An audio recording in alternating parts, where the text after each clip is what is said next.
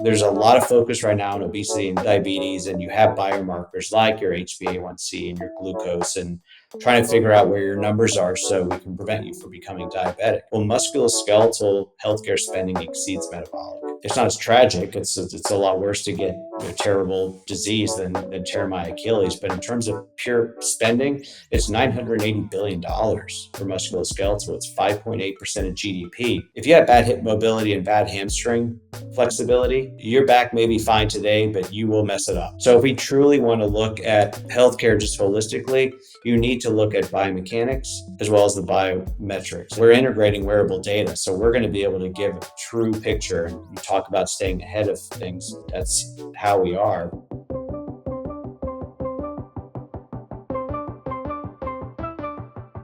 Thank you for tuning in to the Mile 40 podcast.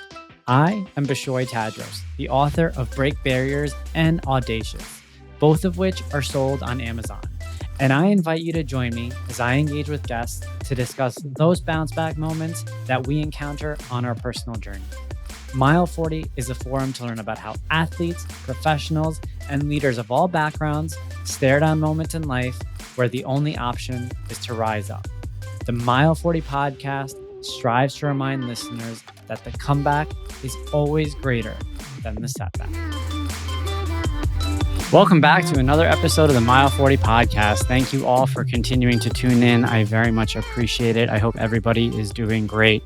Thank you again for all the feedback, all of your reviews. If you haven't already, please be sure to hit subscribe. If you're listening on Spotify, Apple Podcasts, YouTube, check out the show notes, pick up a copy of Break Barriers or Audacious. I very much appreciate every single one of you. Because of you, the show is where it is today. Today's guest is Andrew Menter. He's a dynamic entrepreneur renowned for his resilience, innovation, and transformative impact in the fitness industry.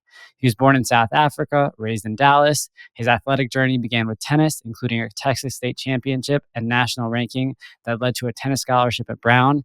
His dedication to sports extended beyond college. He competed in 4 Ironman events, including the World Championships in Kona. After he qualified at the European Championships in Germany. Between his tennis and Ironman endeavors, he played semi-professional rugby for the Dallas Harlequins in the 16-team U.S. Super Rugby League that predated Major League Rugby, the U.S.'s first true professional rugby league. His professional journey is as impressive as his athletic achievements, and we are going to dive into all that. Andrew, I will not read the entire bio because I know it's nice and long, but I know that that's the perfect segue for us here today. Thank you for joining us. Well, thanks, Bishoy. Great to be here. And when you're 52 years old, there's a lot of stuff that put in the bio. So, but I think for me personally, I got to geek out a little bit. So we got to talk about Kona. Number one, we got to talk about that. Number two, I had read the bio, and then I don't know that I mispronounced the name of the rugby team. No, you got it. Harlequins. So, Harlequins, got it. Yeah. And what is a Harlequin? I don't really know. It's just the name of pretty much a ton of European rugby teams with a guy just holding up a sword. So, all right, something like that. So, all right, okay, that makes me feel better then. All right, so let's talk really quick about your Ironman path, because as you and I had discussed before we hit the show here, Mile 40 stems from my own experience in the world of Ironman, and so I know how I got into it, but I want to learn a little bit about how things started with you on that front. So, talk to me a little bit about your entry into the world of endurance sport in general.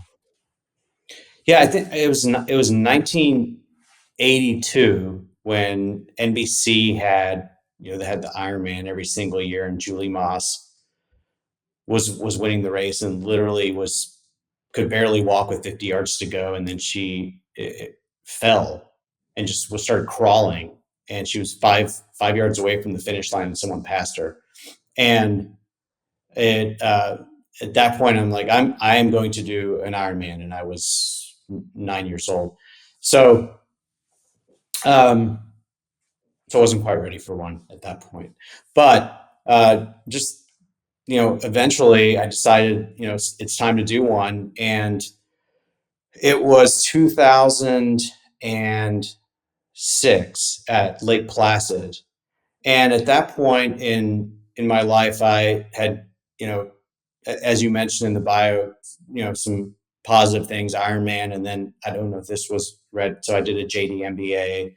I am licensed to practice law in Texas. I never did, which I like to Okay. tell people quickly, Okay. so they keep talking to me, because otherwise they may not.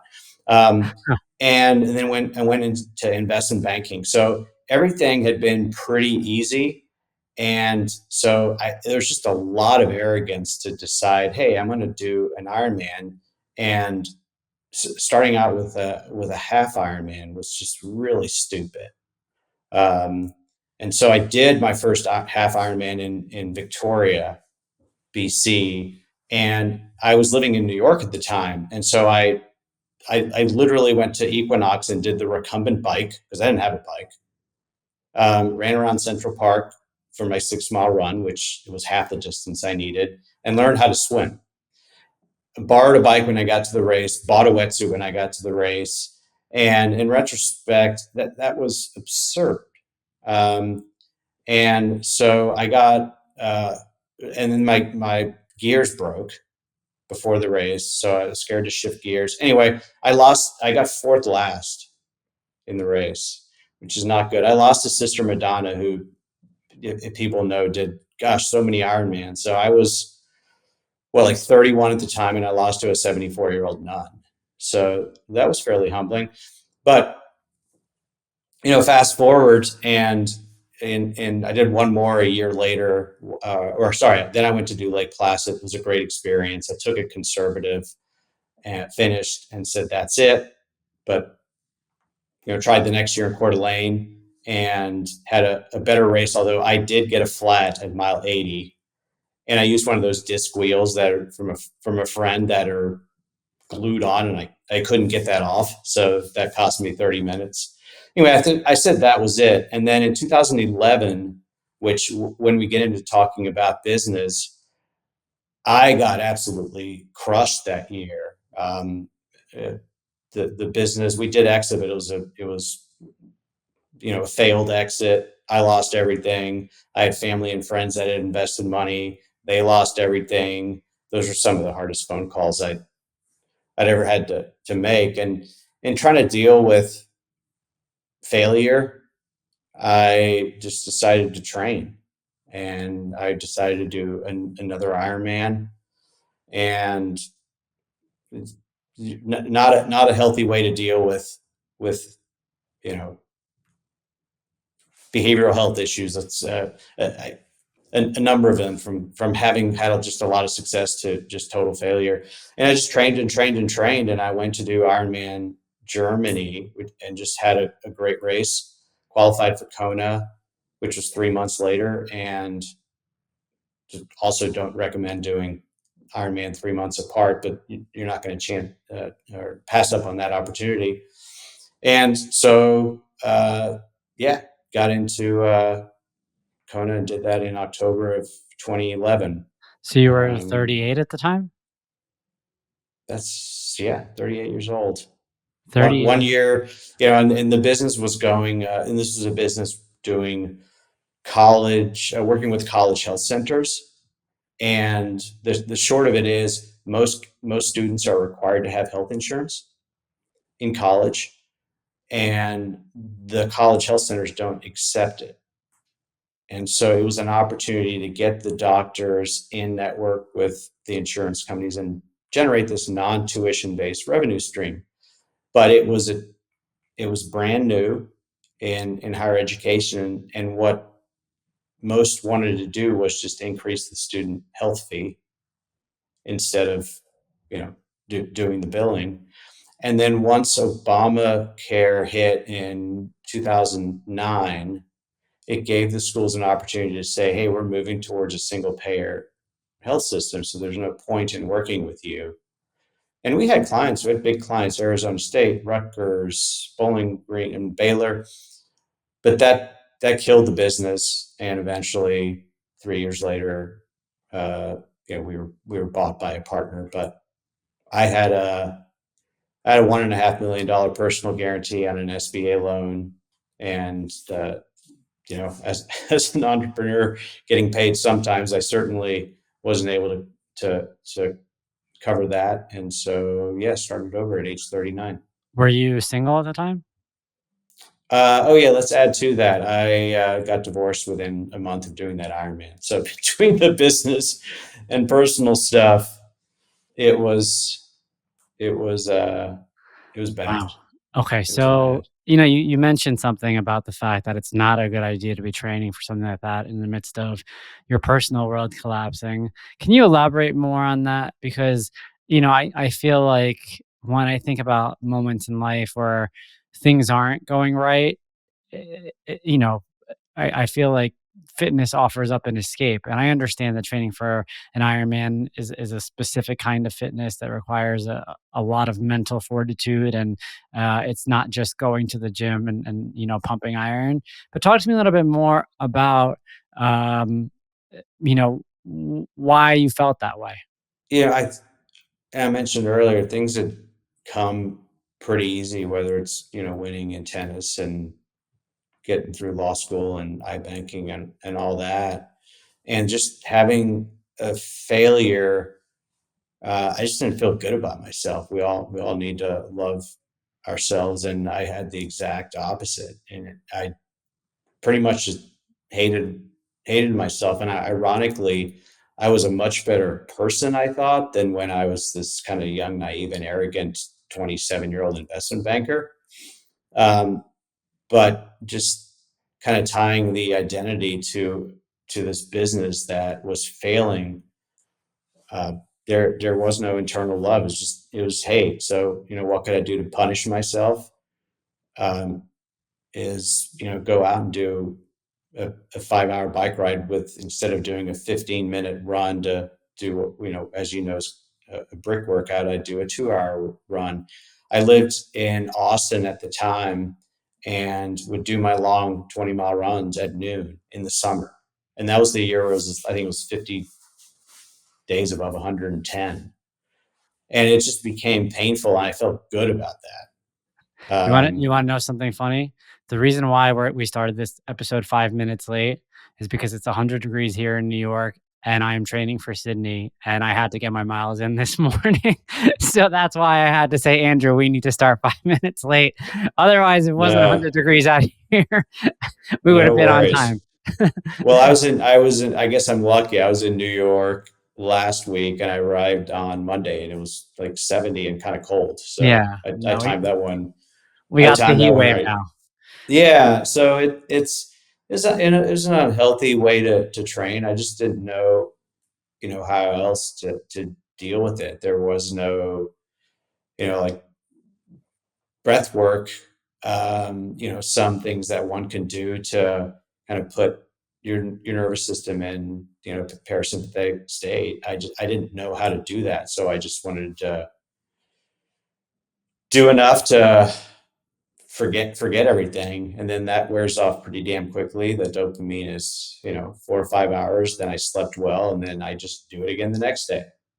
And the only what's interesting is the year before in 2010, I signed up for Vineman Ironman, and I had trained so much getting ready for that. And the day before the race, I literally couldn't turn my legs over, go out and do an 8-10 mile easy ride.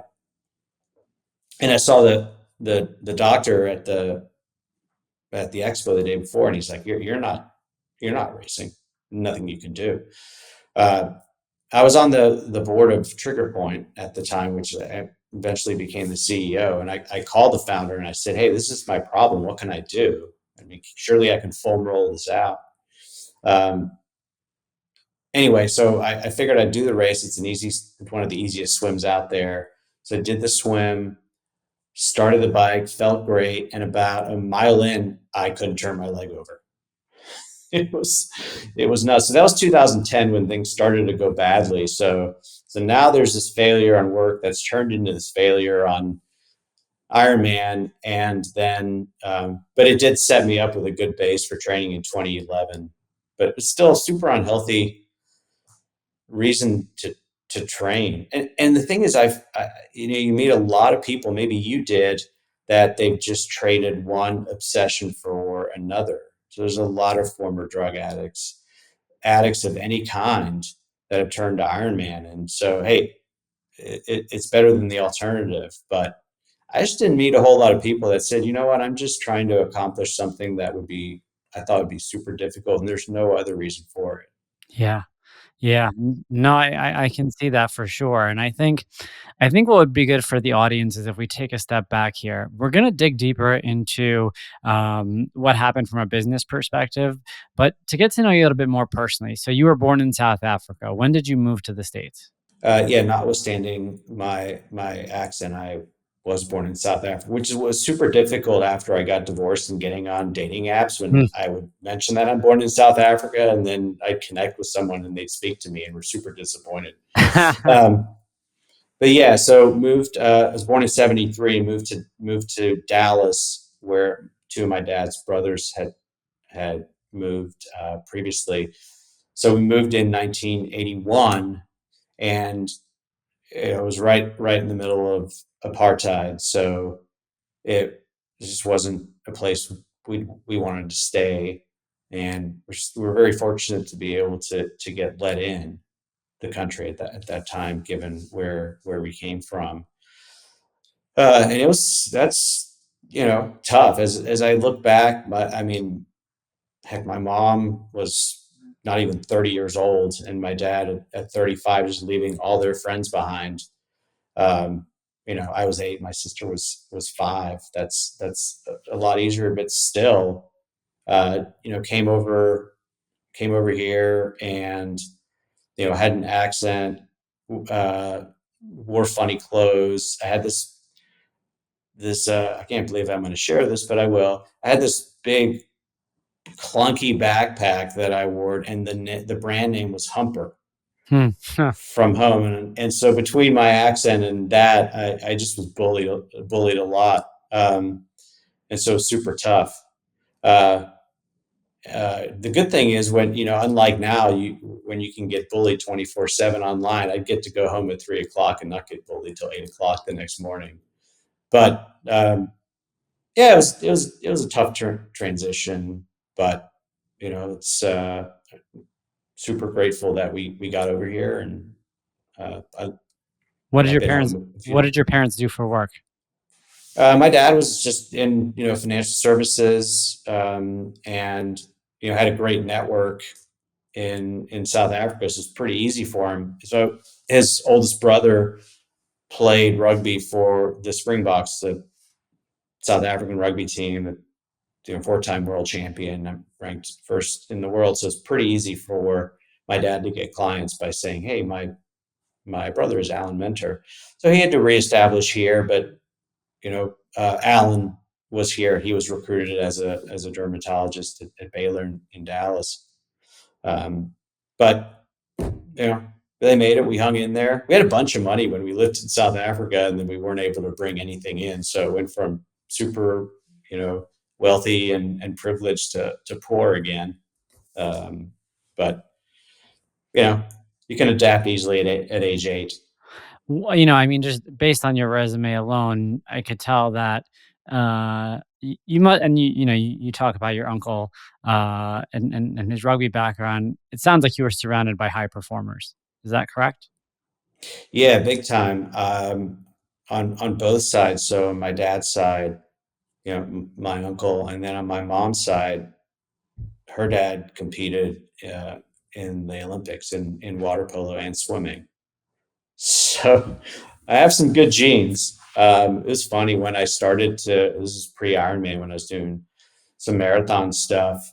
Um, I was it was somewhere, I think, near St. George. It's some kind of wellness vacation thing where they do VO2 max and a lot of stuff. And I was talking with one of the people and giving him a recent time in a marathon. I don't even know what it was, but he looked at me like straight faced and said, "Man," because I told him my background.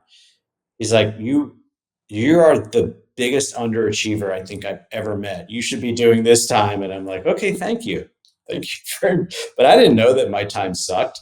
So, um, but yeah, I was definitely lucky on the genetic side from an athletic standpoint, for Well, sure. well, I think one of the things that you mentioned about yourself when it came to the world of athletics, and then even when you talk about your career in banking, and you had mentioned it, right? It came pretty easy to you. Then you talk about, your family, and how, to them, you talk about your uncle and how that kind of came easy to him as well. Um, did you have a foundation of resilience as a child? Were there any obstacles that really stood out? I mean, obviously, assimilating probably stands out as something, and then navigating, bullying, as you had mentioned. But was that the mark of a foundation of resilience for you in childhood, or were there any other events or situations that, kind of really laid the groundwork for you when it came to encountering hardship when you were a child? Yeah, I guess this would count, but I almost died from asthma. So uh, that and a number of trips to the emergency room, and so you know, South Africa is decent, but um, you're not going to get the kind of treatment you are here. But funnily enough, or I guess funny is the wrong word, is I kind of got over the asthma, mid-teens. And then when I went to college in Providence, I don't have exercise-induced asthma. It's more induced by cold weather.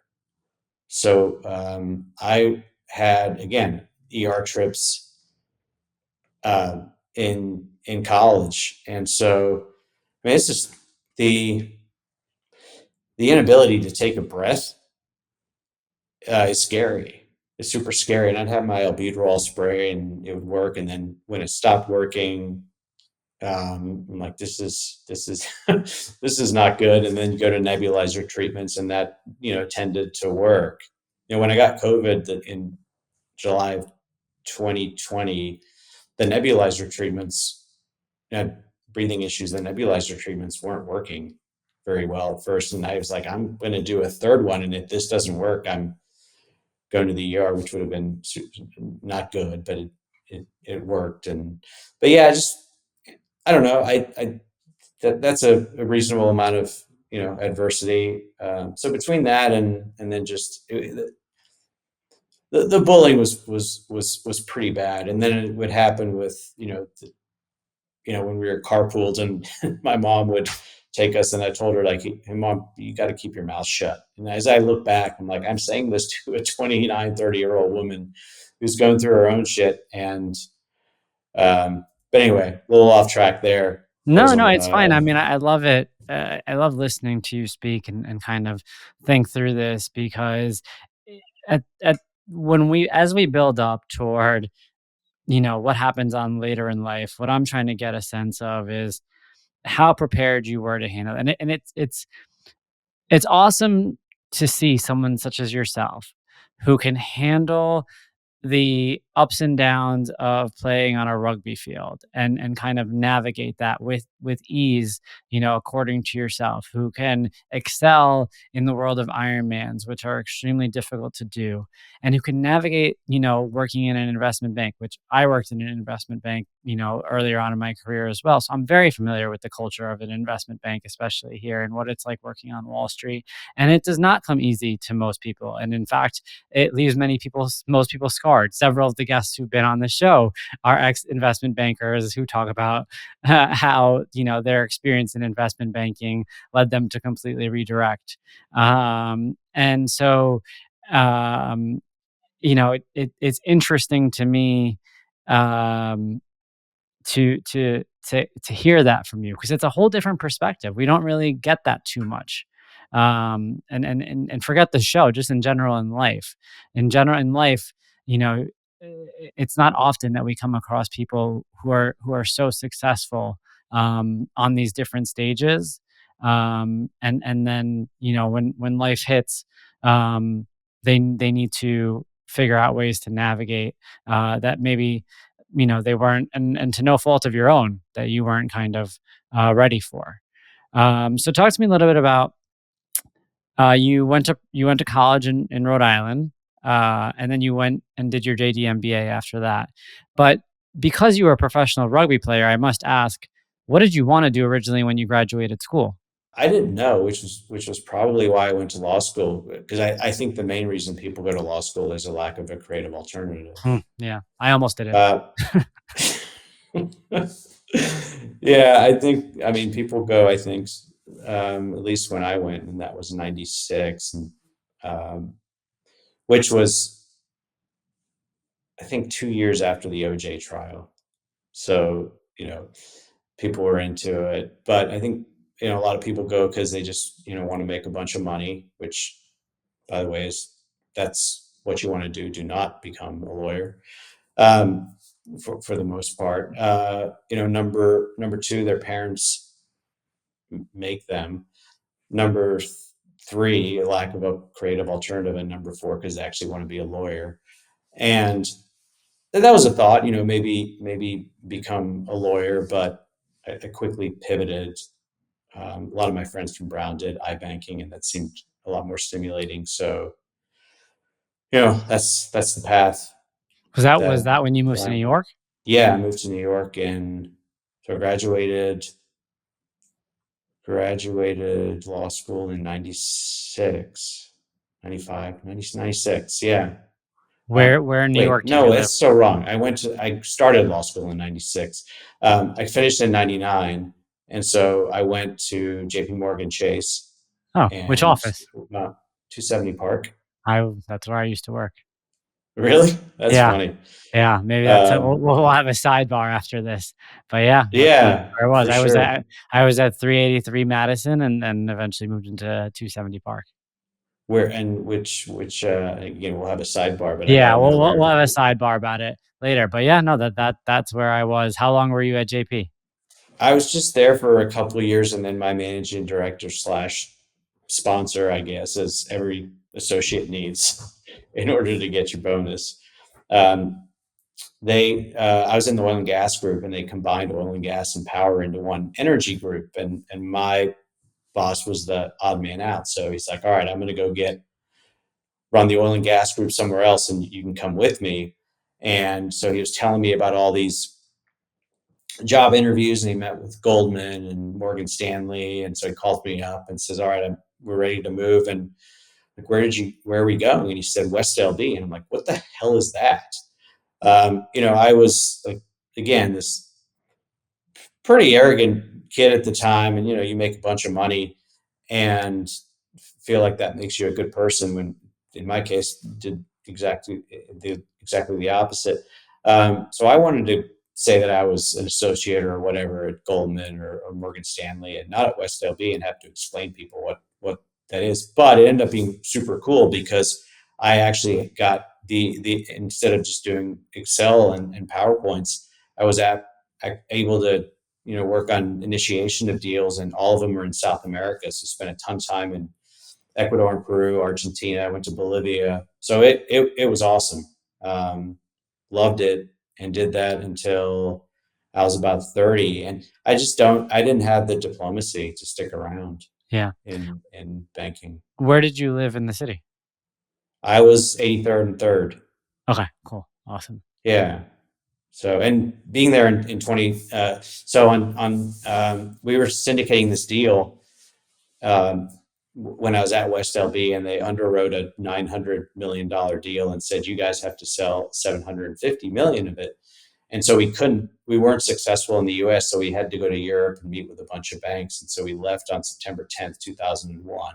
Oof, I was just about to ask you. So I was going to say you were there during 9/11. Yeah.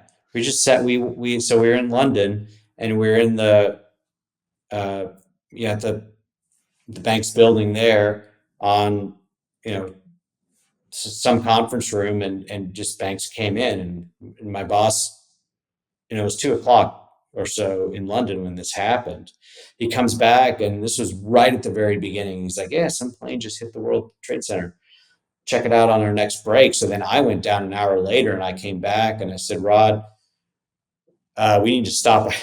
He lived a mile away with a wife and two young kids. So yeah, we were in Europe about 5 days, longer than we expected to be, and it was a nutty time. Were you there at that? I was a freshman in high school during 9/11.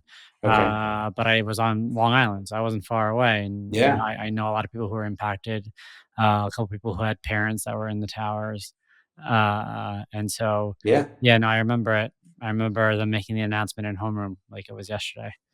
Yeah. Uh, And I again, I was at 83rd and third, and I would just take the the green line, wherever yep, they call it now, down from it's the 4, 86th. 5, 6, yeah. Yeah, I'd take it, down, to Midtown, and so I'd always walk past between, um, Lexington and Third on Yep, 85th, where the yep, Jefferson's building is, at the fire station right there, and yep, yep. just that was just, I mean, because 8 of those guys died, and just all the flowers, and I go back there, not every time I go back to New York, just go back there, and it still just pulls at your heart, man.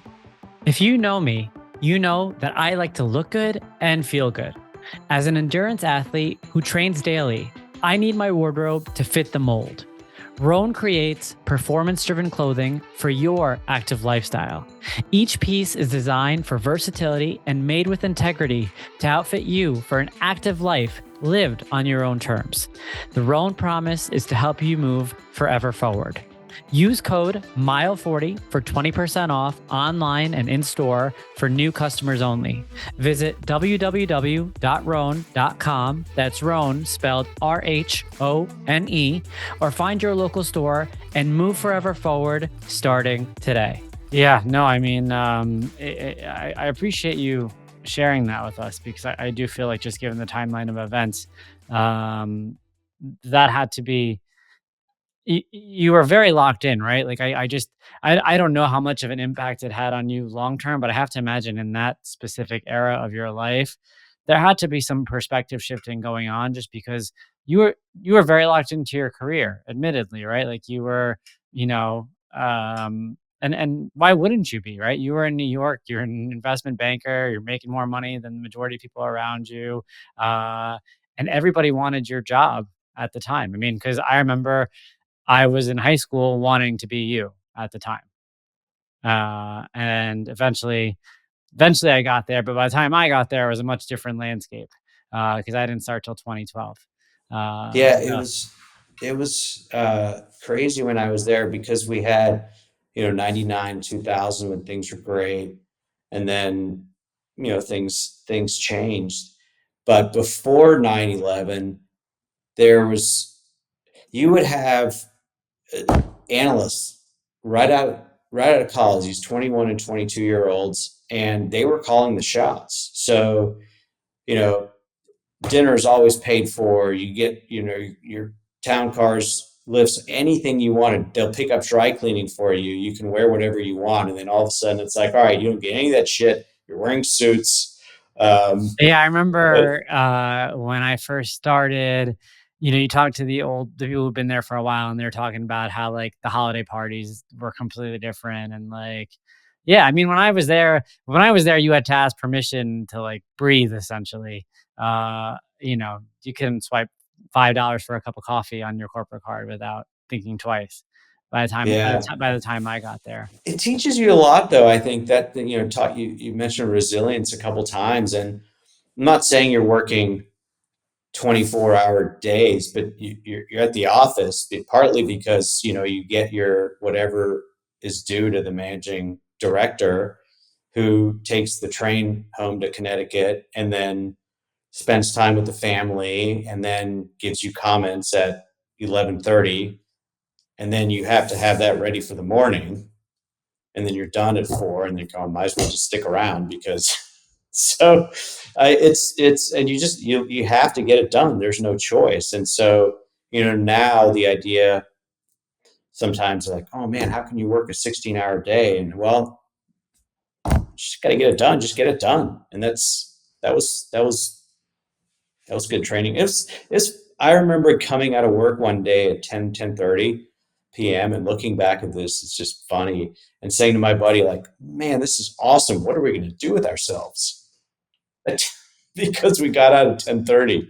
yeah. But No, It's I mean, different. there is something to be said about those, those long walks home after a long, or in this case, what was an earlier end to the day, uh, in New York. You walk outside the office, you see the lights of Grand Central right there on Park Avenue, and there's just something really, it's in a sick way.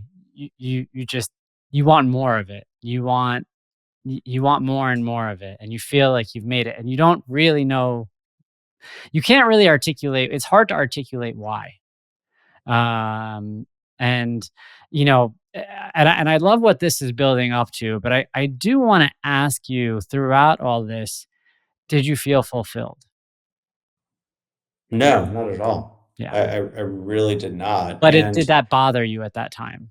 no, Okay. no, not at all. I was motivated a lot by money and success in my sporting endeavors, and I mean, that's a good um, kind of segue to what happened after banking, because um, all of it was pretty easy. What wasn't easy, you just had some resilience and it all worked out. And they're starting this business at age 30. And I would taking a new business model into higher education is, I recommend doing neither of those, doing a new business model, and then, compounding it by doing it in higher education where sales cycles an eternity. Um, so it was a struggle early on, but a few years into it, the thought of quitting never ever came to mind. Where I would recommend to a lot of entrepreneurs at this point, like, hey, if you don't think this is going to work, just just quit early. There's no shame in that, and it's a smart thing to do. But having had things pretty easy and always working out, I didn't. And then we started to get some traction, and then whatever it was, you know, 5 years in, 4 years in, with Obamacare, which had a lot of positives to it, just was really bad for our business. Other things just didn't go our way. There was a bill that passed in Texas that would have required every college to get their doctors credentialed, which we were it. So, and then we just got out of the legislative session in Texas. If a bill is passed through both chambers, the governor can either sign it, veto it, or do nothing. If he signs it, it's a bill. If he doesn't sign it, it's a bill. And if he vetoes it, it's not. And um, Governor Perry at the time vetoed the bill. So between the Obamacare, between that with Perry, it's like, okay, this is going badly. This is coming to an end, and yet it's like the refusal to quit. And I kept on more, and then next thing you know, 9 years later, it's all gone. Like, what the hell just happened? But that's when I became a better human being, and had better priorities. Uh, so, you know, does it all happen for a reason? I don't know, but I'm glad that happened, because, you know, nothing happens well all the time. I mean, it's just life, and life had been really easy for 30 years. I mean, apart from a few of the things we talked about, for the most part, pretty easy. So, there you go. Starting over at age 39, and it became really tough, but a lot of good lessons. Became a better human being, and it's been helpful. And now I'm 9 years into this venture. Well, I want you to get as personal as you feel comfortable, so I don't want to push you on this, but I do want to ask. You did mention the fact that you got divorced as well during that period. My question really is not specifically about the divorce, but more so around what building relationships outside of work was like for you in general. And again, it didn't have to be romantic relationships, but how did you prioritize relationships within your life outside of work? I didn't. I mean, it was, I mean, just bluntly, it was, falling into a lot of depression because it's, identifying myself with a business and a failure. I was a failure as a human. And so it just is a bad cycle. Well, if I'm depressed, I don't want to be with other people. And I had just did a lot of reading, a lot of therapy, and I was kind of cognizant enough to want to bring good energy to other people. And so when I didn't have it, which was the vast majority of the time, I didn't want to pull anyone else down. So it's just too much time by myself. So it's just exacerbated. Did you It was ever just a get bad cycle. It Yeah, was, didn't no, it's yeah. all good. Did you ever get caught up in drugs or anything, just given the culture of banking at the time? Surprisingly not. The only, so what am I about? What was super helpful were the two things. So, um, September of 2020, I'd gotten done with COVID, so I felt like I could maybe go see some people, and things were slow. Uh, and so I got in my car and spent a month traveling throughout the country. I was in Colorado and did this super easy hike, and this was a revelatory moment. And it was a simple hike. It was an out and back to a waterfall, a couple miles out, a couple miles back. And I got to that waterfall where I would generally say, okay, that's cool, take a picture and get back, because I needed to get back faster than anybody else. And I, for some reason, spent 30, 45 minutes at that waterfall, just checking it out and slowing down and appreciating what it was. And I'd never done anything like that before. It was always a competition. And I'm like, no, it's not a competition. It's just being it was the first time I was 100% in the present, which was pretty pretty cool. There was something else I was going to mention, but I totally forgot. It's all good. No, but that Maybe that's if you told me the question again, I would. It would I come back I I to. was asking you if you'd ever got caught up in the world of drugs Oh, and there anything you else. go. Thank you. That's all we needed. So yeah. So the other thing was, shortly thereafter, I did an ayahuasca ceremony, Okay. and that was just life changing. I had like 10 years of therapy in one day. Hmm. Speak to that Um, because ayahuasca has come up on this show a few times. Speak to what yeah, made you sign up for it, you know, and what your thoughts were going into it, and a little bit about, the post experience. yeah. So I had this was this was 10 years after the failure of that first business, and I'd gotten a lot better, but I think talk therapy for me was okay. I think the session with you has been better than most of my talk therapy sessions, and cheaper. So, but a friend That's of mine had if you done. could drop that in the review, that would be great. Now go ahead. So, a friend of mine had gone through a lot of, I mean, things in his life. I mean, sexual abuse by his parents and so forth. And the ayahuasca really helped him. And so he invited me, um, and I went, and scared. I was just super scared, but he was there, and I don't think I would have gone alone. And I could, like, literally, there was a time when I was 11 and I was playing on a soccer team, and it went to a penalty shootout, and I missed my shot, and that cost us the game. And I was just kind of ridiculed for that, and it bothered me for forever. And I I went back into, I was shooting the penalty. I was there. It was crazy, and I was able to say, okay, it's not that big a deal. Who cares? I missed a penalty shot when I was 11.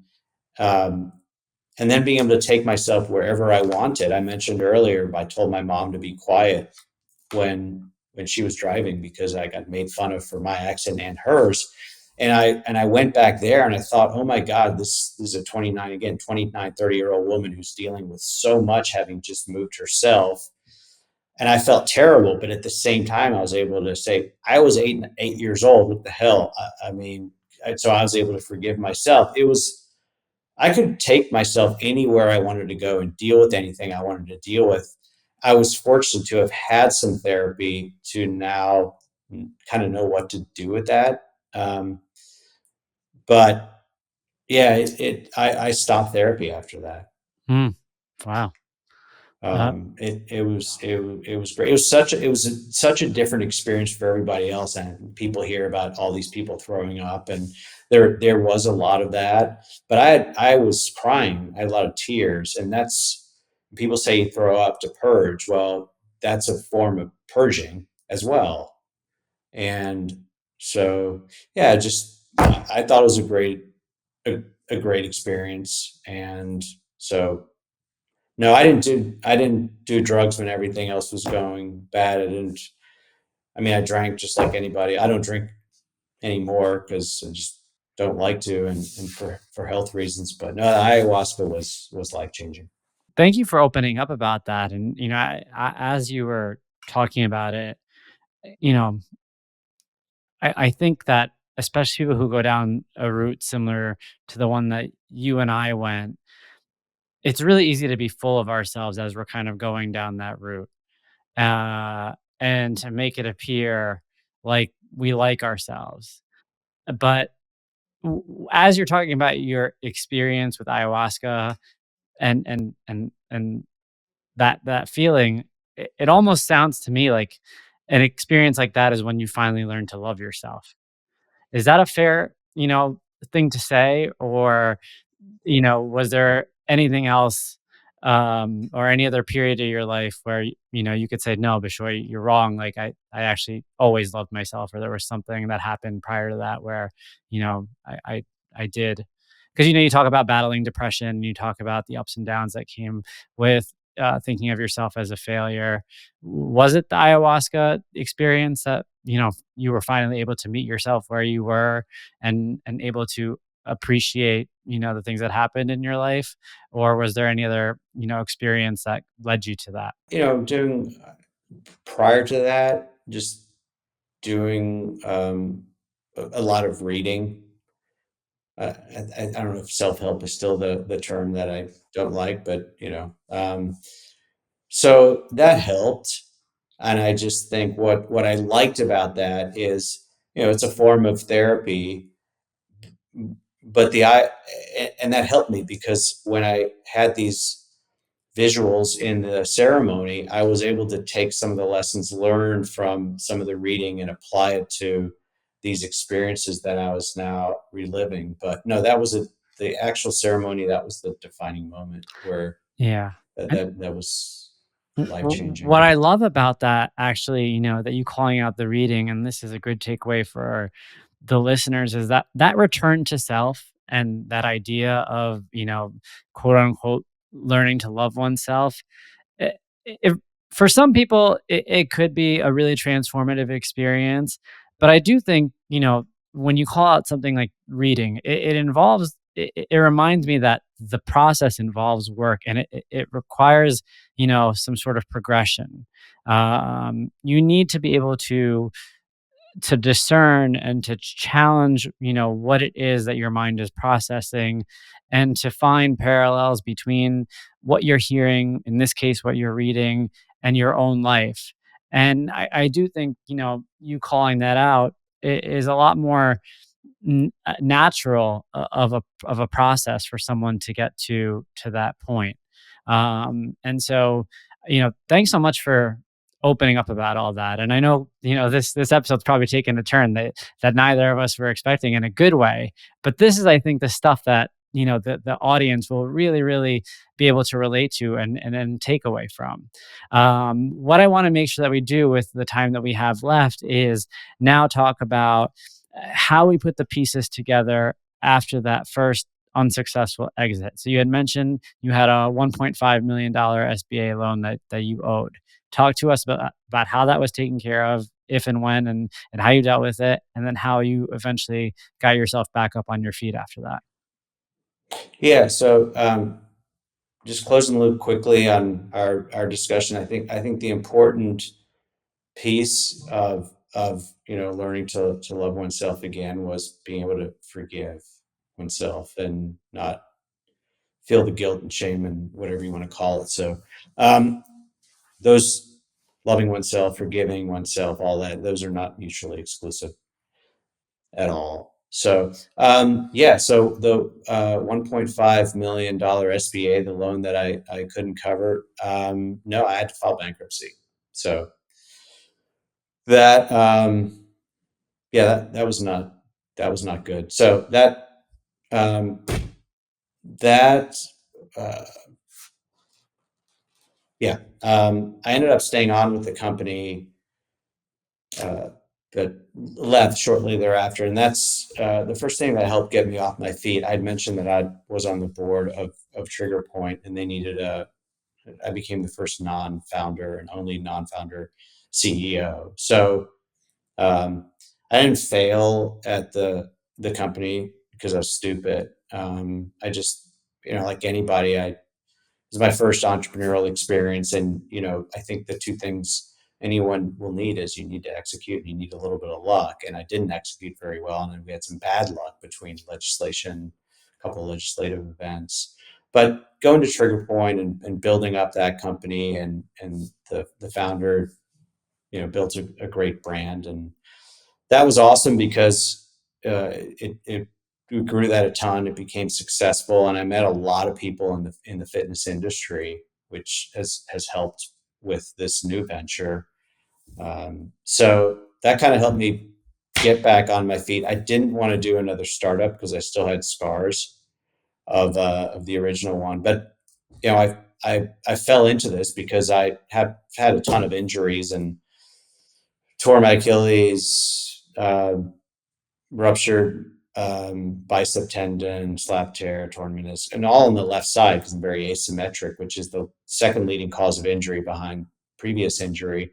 And I had someone do a movement screen on me, but it took 20 minutes, and I got a program to try and fix things, and never did it again. So that's how Fizmodo started. Is like, let's do a quick movement assessment. It's a 30-second overhead squat. We'll look at your mobility and stability and posture and symmetry, show where you have issues. And, it's very repeatable. So, and you can self-assess. So one of the differences between the college health thing and this is that I have, and you can probably see the inflection in my voice has changed. There's some passion around what I do right now. It is very much related to some of the experiences in my life, and I've learned a lot of lessons, and I still make a bunch of mistakes, but I also do some good things. And we've had, a few things go our way. The resilience has also come into play because a lot of our clients are in the fitness space. And so, yeah, big challenge was COVID. Business is tough when all your clients either shut down or go bankrupt. So it's like, what are we going to do with that? And we use that to pivot our business model, and to tee us up. And I mean, we're in a really good spot right now, which we're running out of time, but um, learning a lot from the past in so many different ways has led to being in a good spot now. So I'm looking at your bio. It says that you have 500,000 users and that you've partnered up with TRX. Yeah, we partnered with TRX originally. I mean, you couldn't get a better partner in the fitness world. They were, fitness brand of the year the year we started partnering with them. And so that was fortunate. And we're not partnered with them, or we're loosely partnered with them now. They've changed directions quite a bit. But when I meet people in the fitness industry, I would say that as soon as we went by TRX maps, was our product. People know TRX maps. I'd say 10-20% may know Fizmodo right now, maybe a little bit more. I'm not giving ourselves enough credit, but 90% will know what we do. And that's all from that relationship with TRX. But we've had some great partnerships. We're, with, special ops. We're with sports orthopedic hospitals. We just signed a deal with Under Armour next, which works with a lot of youth athletes in Europe. Um, and some really cool things on the roadmap that I think are going to be pretty revolutionary with healthcare. That's amazing. And, I'm looking at your mission as well. And it's very much in line with everything that you just said. And it's all about delivering that precise, personalized insight that, transforms the fitness industry. And I think the one thing that, I want to call out about this as well is the fact that this is a field that's taken several iterations, right? Like I think that, um, and you started this back in 2016, right? Correct. Talk to me about that, like that, the iteration process, since you started, because I do feel like right now a lot of people are moving, toward this field, toward this solving, these kind of problems.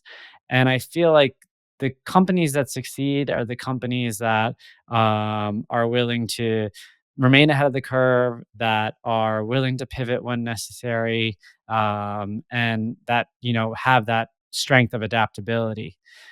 Talk to me about what you've learned about yourself as a leader as it pertains to the ability to adapt in this kind of competitive landscape. Yeah, I think that following my instinct um, has been good this time. And here's a tangible example. We do one movement. We do the overhead squat 3 times, and we get a lot of information there. Now, we met with a top physical therapist in the country who's been featured on 60 Minutes, and this was way back when, literally the first year we were in business. He said, "This doesn't work for us at all. I need to see this movement and this and this and this." And that's fair. The natural thing at that time might have been, okay, this guy knows shit. Let's go out and do some more movements. And it kind of came back to, what are you trying to accomplish? And I'm not deviated from, we are trying to get as much information about how someone moves in 30 seconds. That doesn't happen with 2 movements. You'll see a lot of people do, a lot of companies that do multiple movements, and that's great. They cater to a different audience. They're trying to do different stuff, but I've always thought that it just doesn't make sense for us to do more than one. And so I've stuck with that. And I think, don't stick with something if it's not going well, but if it is, don't, yeah, it'd be nice and glamorous to do something else, but there's no business case for it. Give me a business case to do another screen, and I will. But we have had to adapt because the technology, we use this to camera, for those who aren't on YouTube, um, to assess. But originally it was that separate Connect camera that you would see in the Xbox, and a big Dell monitor and this kiosk. It was super cumbersome. And it was really a hardware software hybrid. And so once the technology got better on the phone and iPad, that's when we were able to move there. And, challenge is, again, what do we want to do? We wanted you to be able to self-assess. You cannot self-assess if you're looking at the back of the phone, which has the 3D camera. So with the front camera is 2D. And so we were able to use inverse kinematics to, we were able to see all 3 planes of motion using the front camera. So again, we stuck with what we wanted to do: quick, objective, self-assess, high throughput, no matter the form factor. And yeah, the form factors change, but the premise of our business has not. So the cool thing about using that clunky old system in gyms is we have proved out the B2B. We're in every single stretch lab in the country, which is 538, I believe. And so, but now we also have the consumer play, so we can reach the consumer in the 4 walls and remotely. And that is absolutely critical right now. And what the message that we're trying to drive home, I think this will surprise people, because there's a lot of focus right now on obesity and diabetes, and you have biomarkers like your HbA1c and your glucose, and trying to figure out where your numbers are so we can prevent you from becoming diabetic. There's all this talk about metabolic. Well, musculoskeletal healthcare spending exceeds metabolic. It's not as tragic. It's a lot worse to get terrible disease than tear my Achilles. But in terms of pure spending, it's $980 billion for musculoskeletal. It's 5.8% of GDP. And just like the HbA1c or glucose can help portend where you may go with a metabolic disorder, if you have bad hip mobility and bad hamstring flexibility, your back may be fine today, but you will mess it up. So if we truly want to look at healthcare just holistically, you need to look at biomechanics as well as the biometrics. And we're integrating wearable data. So we're going to be able to give a true picture. And you talk about staying ahead of things. That's how we are. But stick with the core premise of what you're trying to achieve, and then evolve, because the world changes too damn quickly to not. I was at a stretch lab a couple of weeks ago. Now I'm on the Fismodo website, because now I'm like trying to remember. This is before you and I were even introduced. Please don't go on our website. We're changing it. I think Okay. it seems like it's very, very old, but Okay.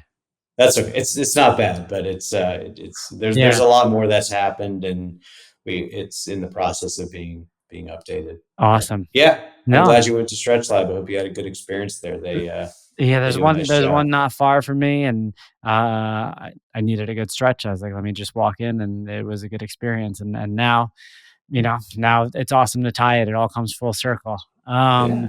So as we round things out here, Andrew, I mean, there's so many things that I could ask you, but I think the most important thing that I ask you is around, now that you're in this phase, and now that you're leading this new venture, and as you called out yourself, there's a sense of purpose tied to it, and you're in a much different place than you were back with your first go around.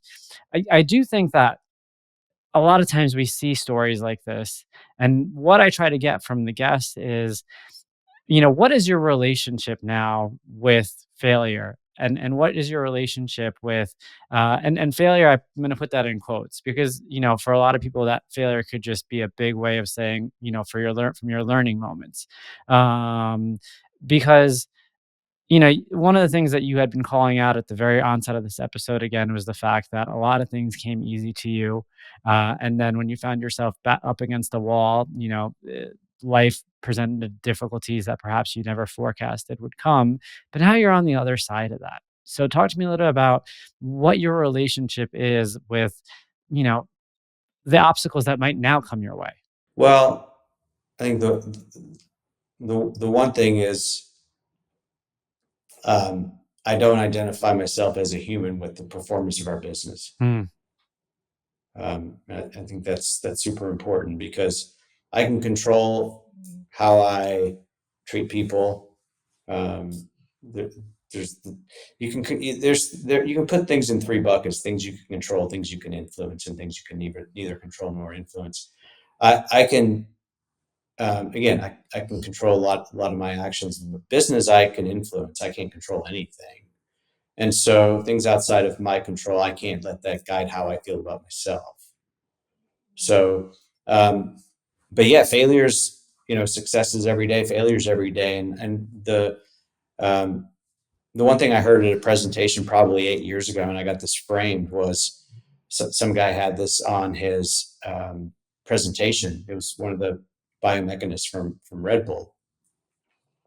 We were going to be their movement assessment at the 2020 Asia Games, but as most can imagine, in October 2020 in Asia, nothing happened, or anywhere.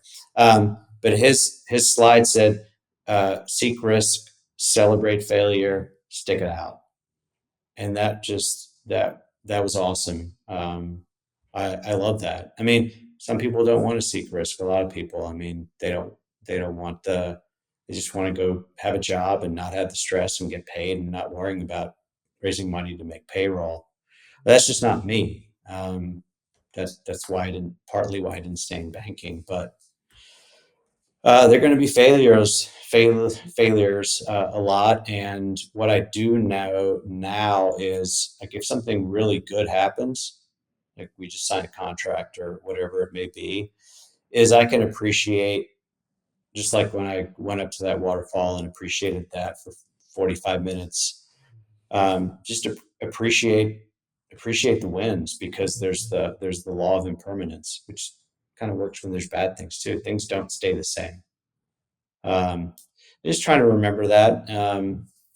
And just years and years of learning stuff. And again, this business, I think, is going to take off and be an insane business, but who knows? I mean, the world changes very much from day to day, as we're certainly learning now.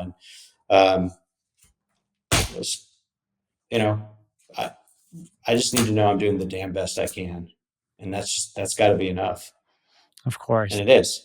And I couldn't think of a more perfect close, Andrew. I think the way you summarize, the last 45 seconds is the most tangible of takeaways for the listeners out there, and for myself as well. I mean, it's a topic that comes on this show several times, and a lot of times we forget about the importance of owning your identity and not tying it to something else, in particular your work, your job, your title. And to hear it, from someone like yourself, who admittedly was very successful, while they were in the field, to realize that was one of the more critical takeaways is incredibly important. And I think something that a lot of the guests, and like I said, myself, can walk away from this from, as well as just hearing you discuss your new perspective on the wins, the losses, and understanding the fact that there's an other side. And I think that your story is one that we can all draw from, and understand that the ending can be rewritten if we allow ourselves to take the pen back. And so I just want to say thank you, Andrew. Thank you for coming on. Thank you for your vulnerability, for the authenticity, and for leaving us with a lot to reflect on here. Yeah, well, thanks, Bishoy, for giving me the platform. Hope your listeners and viewers took something away. You got it. Thank you for listening today. If you enjoyed this episode of the Mile 40 podcast, go ahead, subscribe, leave a review, and share the word. Thank you for being a part of the Mile 40 family. And let's unite in showing the world that comebacks are always greater than setbacks.